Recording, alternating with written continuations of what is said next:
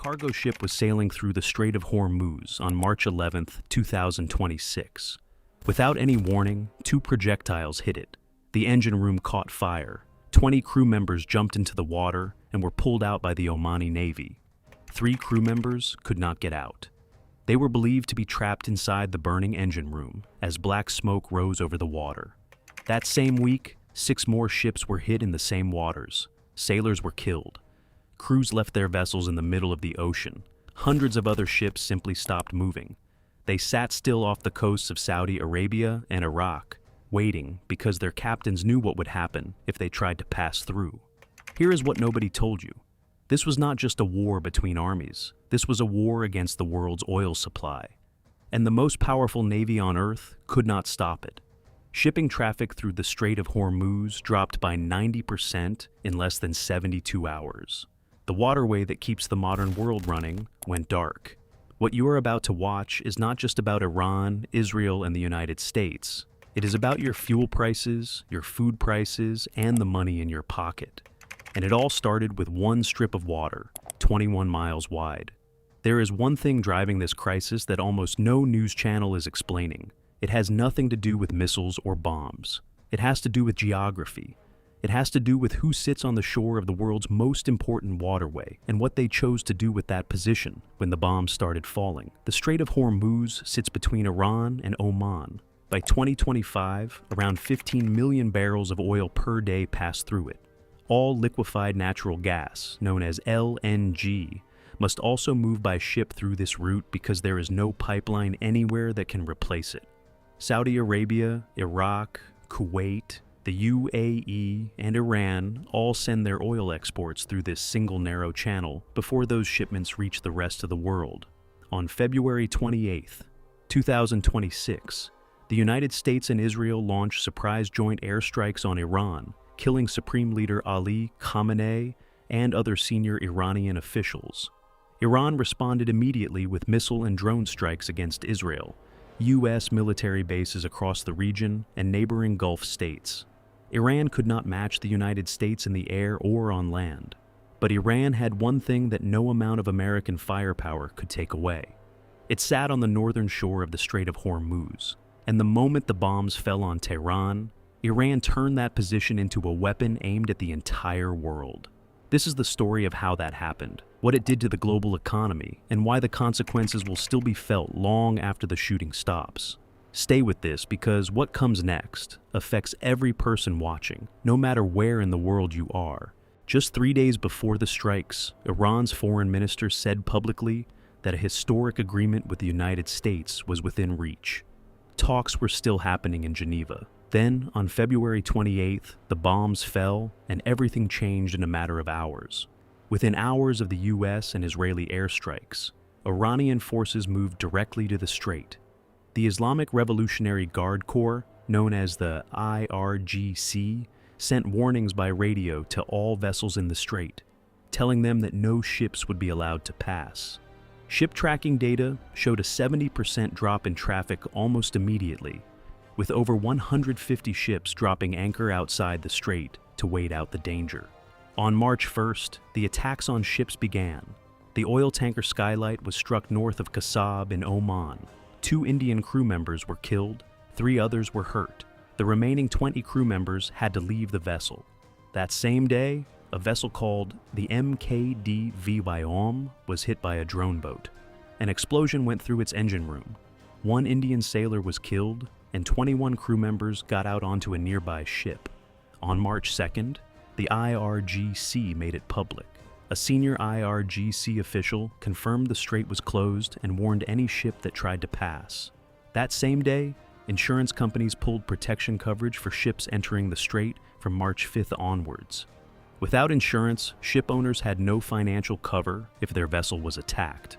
That single decision stopped most commercial traffic on its own, before any government had to say a word. By March 4th, Iranian forces had formally said the strait was closed and were attacking ships that tried to cross. The UK Maritime Trade Operations Centre reported 10 attacks on ships between February 28th and March 8th, with 5 crew members killed on 2 vessels. Then, Iran went further. Reports came out that Iran had started putting naval mines in the strait. The U.S. military said it destroyed 16 Iranian mine-laying vessels. But here's the problem nobody was talking about openly. The U.S. Navy had removed its last 4 dedicated mine-clearing ships from the Persian Gulf the previous September. America's ability to clear those mines from the water was very limited. Iran also had a missile called the C-802 Noor. A former U.S. Navy missile design officer confirmed that the Thai tanker Mayuri Nare was most likely hit with this missile, fired just above the waterline near the engine room. Analysts said Iran likely has thousands of these missiles that can be fired from ships, land positions, aircraft, or trucks. Iran's coastline runs along the entire northern edge of the strait. Every ship that enters is within range of these weapons. The U.S. Navy said no to near-daily requests from the shipping industry for military escorts through the strait, saying the risk of attack was too high to send ships in. Between February 28th and March 11th, the UK Maritime Trade Operations Center received 17 reports of incidents in and around the Persian Gulf, the Strait of Hormuz, and the Gulf of Oman, including 13 confirmed attack reports.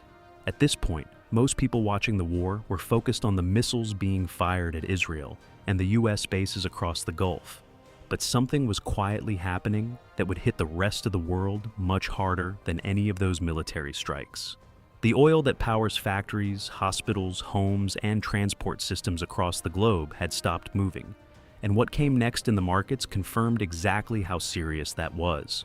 When ships stopped moving through the strait, the damage to global energy markets started within hours. With the strait blocked, 15 million barrels of crude oil and 5 million barrels of other oil products became stuck inside the Gulf, according to the director of the International Energy Agency.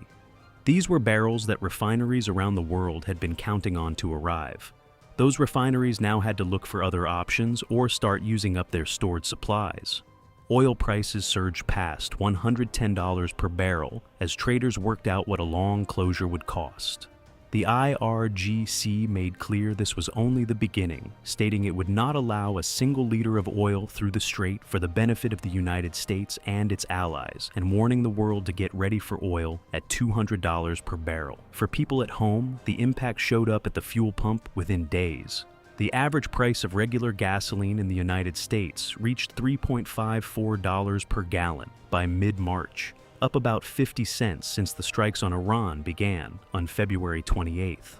Diesel prices rose to $4.72 per gallon. Trump said it was a very small price to pay. Most people filling their tanks did not see it that way. Now here is the part that almost no coverage explained.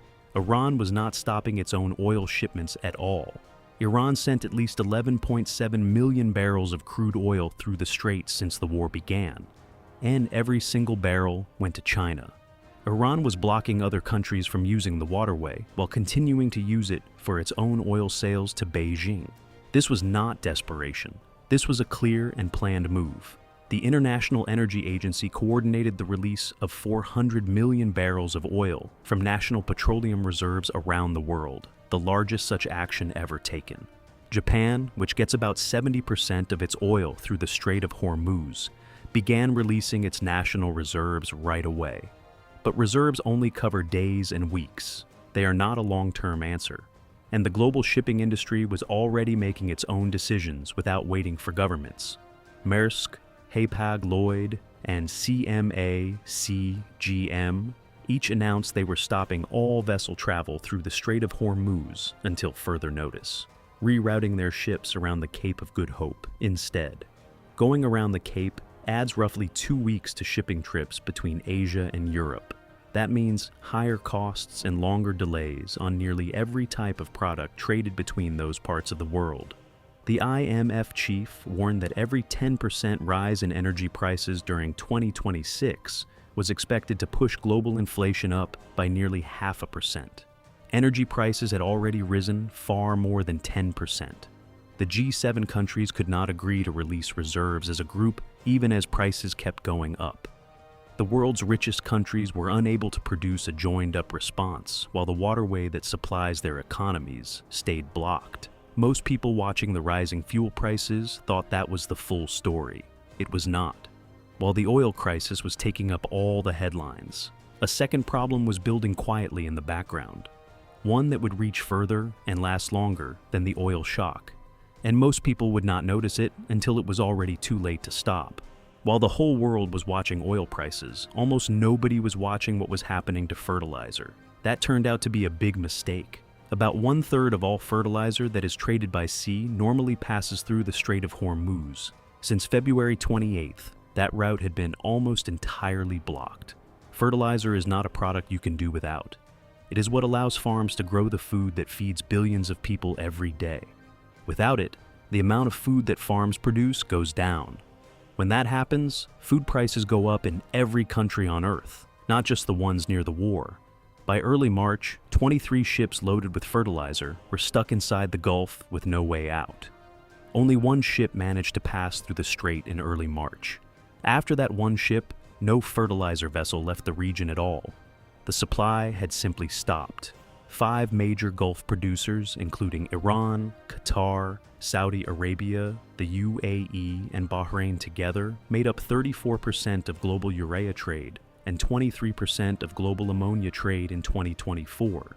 Nearly half of all globally traded urea came from the Middle East, with about 18.5 million tons passing through the strait that year alone. Urea and ammonia are the 2 main ingredients in nitrogen fertilizers. Nitrogen fertilizers are what corn, wheat, rice, and soybeans need to grow in the amounts that the world's food system depends on. The Gulf was not only sending energy to the world, it was sending the nutrients that grow the world's food. And the world had built no real backup plan for the day that supply stopped. Fertilizer prices went up roughly 30% between late February and early March alone. In the United States, urea prices at the main New Orleans fertilizer hub jumped from $475 per metric ton to $680 per metric ton. This happened at exactly the wrong time, right before the spring planting season for corn and soybeans. U.S. corn production depends almost entirely on nitrogen fertilizer. If farmers cannot get it or cannot pay for it when planting time comes, the amount of corn grown that year goes down. Lower amounts of corn grown means higher food prices months later at every grocery store across the country. The problem was worse for countries that bring in almost all of their fertilizer from outside. India, Brazil, Bangladesh, Thailand, and Indonesia all depend heavily on Gulf fertilizer. Brazil imports nearly 100% of its urea, with over 40% of that supply normally coming through the Strait of Hormuz. For India, the numbers are very similar. In past years, these countries could turn to China or Russia when Gulf supplies ran short. In 2026, trade limits and shipping costs made those options too expensive to use. Nitrogen fertilizer prices doubled within 72 hours of the closure being confirmed. Analysts said this would show up as higher grocery prices over the next 18 to 24 months, long after any ceasefire. Sub-Saharan Africa carries the heaviest risk. Families in these countries already spend the largest share of their income on food. They have no spare money to absorb a long period of higher food prices. If input prices stay high through the planting season, farms grow less. When farms grow less, the most exposed people go hungry. Even if the Strait of Hormuz opened again right now, getting fertilizer production and transport back to normal would take several weeks. Northern Hemisphere farmers do not have those weeks. Planting season does not move for anyone. And as the world was learning this, governments were already scrambling to find ways around a problem that had no easy answer. Every country that depends on Gulf energy and Gulf fertilizer started looking for other options the moment the strait closed. Most of them quickly found that the options they were looking for did not really exist. Pipelines in the region that run on land have a combined maximum capacity of around 3 million barrels per day. The strait normally carries 15 million barrels per day. Nothing that exists on land can fill that gap. Saudi Arabia has a pipeline called the East-West Pipeline that runs from its eastern oil fields to the Red Sea port of Yanbu. It was built for exactly this kind of situation. But even running at full capacity, it moves only about 5 million barrels per day. That still leaves a gap of 10 million barrels short of what the strait normally carries every single day. Pakistan asked Saudi Arabia to send oil through Yanbu to bypass the closed strait. Saudi Arabia arranged at least one shipment to help, but the size of the problem was far greater than any one pipeline could fix. Iran moved to protect its own oil exports through a different path. Iran started loading oil tankers at its Jask terminal on the Gulf of Oman, which sits south of the strait and avoids it completely. But loading a single large oil tanker at Jask takes up to 10 days, making it far too slow to replace the capacity that the strait normally provides every day. China was in a position that showed clearly how much it needed Gulf oil. Beijing had been quietly asking Tehran to keep the strait open because China brings in more oil through this waterway than any other country. But China kept receiving Iranian crude throughout the crisis because it could not afford to cut that supply off. Reports came out in early March that Iran would allow only Chinese ships to pass through the strait, pointing to China's support during the conflict. This created a situation where Chinese ships could move and almost everyone else faced attack. The United Kingdom was pulled into the fighting, even though it had not taken part in the strikes on Iran. Iranian drones hit a UK RAF base in Cyprus in March 2026. Countries that had played no part in the military action were now being targeted simply because US forces had used their land or their bases were close enough to hit. The war had grown beyond the countries that started it. The head of Saudi Aramco, the world's largest oil company, said publicly that if oil tankers kept being unable to move through the strait, the damage to the global economy would be very serious. This was not a prediction from a distant expert. This was the person running the company that supplies more of the world's oil than any other single source saying out loud that the system was in real trouble.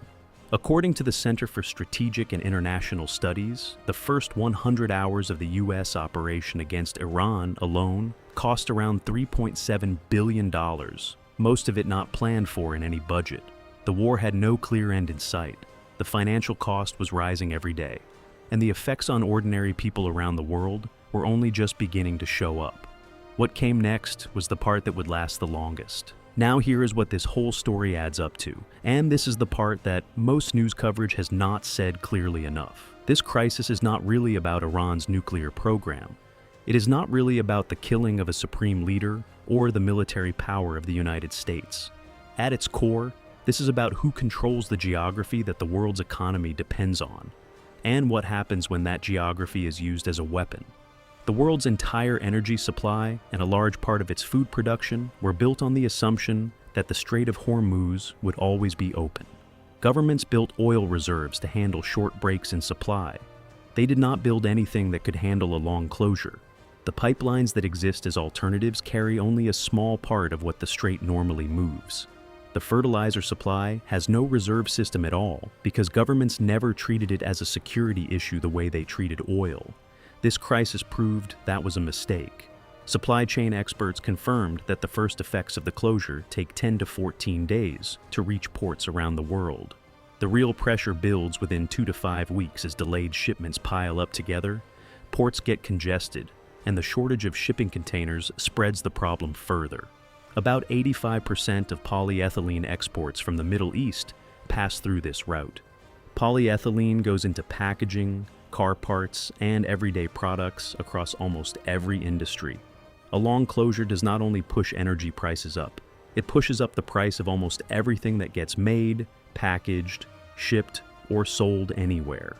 The fertilizer damage takes longer to fix than the oil problem. Price increases in farm inputs tend to go up fast and come down very slowly. A break in fertilizer supply during spring planting does not fix itself by summer. The higher cost of growing food in 2026 will show up as higher prices in shops over the next year and a half to 2 years, no matter when the war ends. For poorer countries, this is not just a financial problem. It is a food supply problem, arriving on top of people who were already finding it hard to pay for basics before the first strike on Iran. Countries across sub-Saharan Africa and parts of South Asia, where families already spend more than half of what they earn on food, cannot get through 18 to 24 months of higher prices without serious harm to large numbers of people. Experts called this the largest supply break in history, saying it was far bigger than what the world went through during the Russia and Ukraine energy crisis. Iran understood something that the United States and most Western governments underestimated. You do not need to win a war to cause serious damage to your opponents and to the rest of the world. You need to control the right piece of land at the right time. Iran sits on the northern shore of the world's most important shipping route. No military campaign changes that geographic fact. And that is why the effects of this crisis will not end when the last missile is fired. The question that no government has answered yet is this. The world spent decades building an energy and food system that runs through a strip of water 21 miles wide. The next time someone decides to close it, what is the plan? 13 days after the strikes on Iran began, fires were still burning on ships in the Persian Gulf. Hundreds of vessels were still sitting at anchor off the Gulf Coast. Farmers across the United States, India, Brazil, and Asia were putting off fertilizer orders because supplies were blocked or prices had gone up too far. Families in Gulf states were paying more for food brought in from outside. People at petrol stations from London to Lagos were paying more for fuel because of a war they had no part in, happening thousands of miles away from their lives. This was not caused by a nuclear weapon. It was not caused by a large land invasion. It was caused by a country using 21 miles of water as its most powerful tool against a world that had no real plan for the day it happened. Iran did not need the most advanced military on Earth. It needed the right coastline. The Strait of Hormuz has never been closed for a long period in modern history. Whether it stays closed and for how long will shape the economic story of the coming months in ways that go far beyond the Middle East. The next part of this story is already moving. Most people will not see it coming until they feel it. If this gave you a clearer view of what is actually happening right now, share this video with one person who needs to understand it. Subscribe so you do not miss what comes next. Because based on everything you just watched, the full cost of this crisis has not shown up yet.